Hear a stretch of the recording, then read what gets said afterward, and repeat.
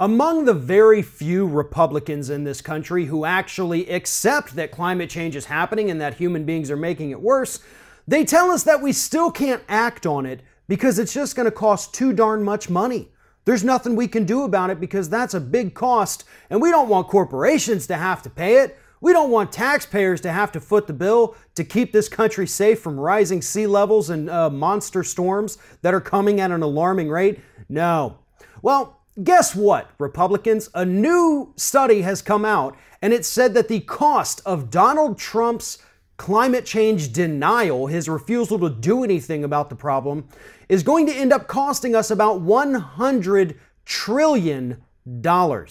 And that total $100 trillion is going to come from several different areas. The first and most obvious is from direct damage caused by climate-related events, such as Hurricanes Harvey and Irma. Hurricane Jose is still kicking around out there in the Atlantic Ocean, and we have no idea what that one's going to do, where it's going to go, or if it's even going to make landfall. But things like that cost money. The wildfires in the West right now, those are going to cost federal dollars. We have to fix it. We have to negate it. We have to prevent it, and we have to stop it, more importantly. So that's where a large chunk of the money is going to come from.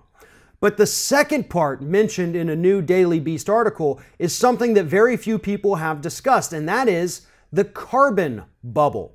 In case you're not familiar with it, basically what that is, what a bubble is when the price of a good grossly exceeds its actual market value, which is what's happening right now around the globe with fossil fuels.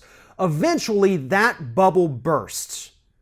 Doesn't seem like such a big deal. The price goes down, right?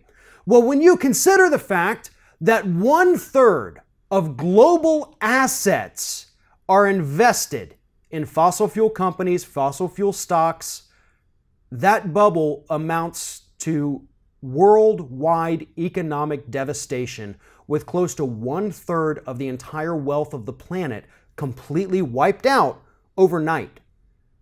A lot of billionaires suddenly become broke. Millionaires lose everything. Fossil fuel companies shut their doors. And while, yeah, for the most part, that doesn't matter to most of us, we need fossil fuel companies shut down. I have no sympathy for millionaires and billionaires who've been coddled by our government for too long.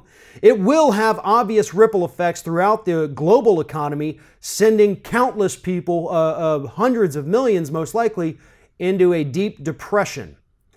The reason this is even happening is, again, goes back to Donald Trump's climate change denial and his refusal to allow the federal government to fully invest in renewable energy and away from fossil fuels.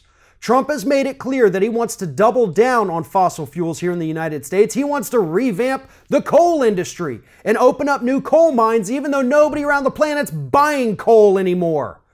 The renewable energy sector here in the United States is growing faster than any other energy sector in the world. And yet Trump doesn't want to invest in it. Republicans don't want to invest in it. They think it's a waste of time, effort, and money. Well, you know what's going to be a waste of money?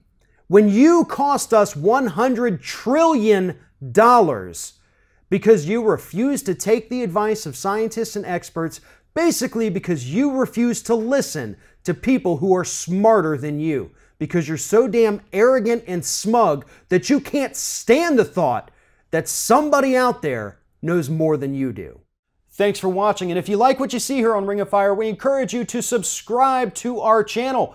You can see the little subscribe button down there, but if you're watching it on another device where you can't see it, go to youtube.com/TheRingOfFire, hit subscribe, be notified every time we get a new video.